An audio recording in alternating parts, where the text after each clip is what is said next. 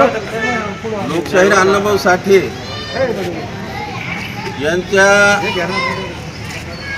106व्या जयंतीच्या निमित्तानं सर्व समाज बांधवांना हार्दिक अशा शुभेच्छा या ठिकाणी मी देतो। खरं तर राज्यामध्ये या महापुरुषाच्या नावानं जे काही वादन सुरू झालेलं आहे, जे काही 59 जातीमध्ये डॉक्टर बाबासाहेब आंबेडकरांना जे काही आरक्षण दिलं, तो माणूस शिकला सवरला, तो मोठा झाला,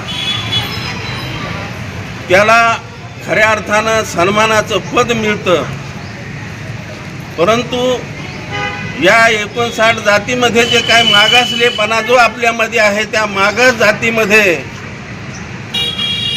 काही जातीय विध्वंसक ही ताकद फोडण्याचं काम करत आहे। खऱ्या अर्थानं लोकशाहीर अण्णाभाऊ साठे यांच्या जयंतीच्या निमित्तानं जे काही विध्वंसक करणारी जी मंडळी आहे त्यांचा मी आजच्या दिनी निषेध करतो। खऱ्या अर्थानं ही जी काही ताकद आहे,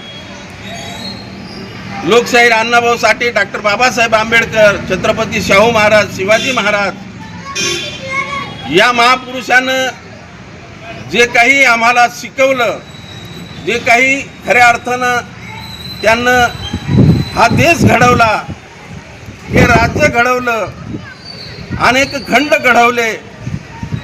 एक खंडामध्ये ही मागासवर्गीयाची ताकद कुठंतरी कमी करण्याचा प्रयत्न विध्वंसक करत आहे।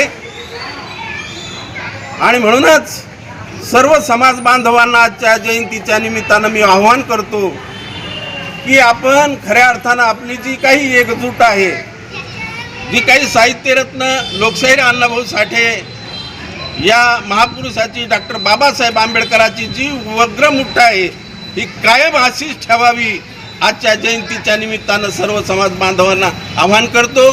आणि या जयंतीच्या निमित्तानं सर्वांना एकदा मी शुभेच्छा देतो आणि या ठिकाणी थांबतो।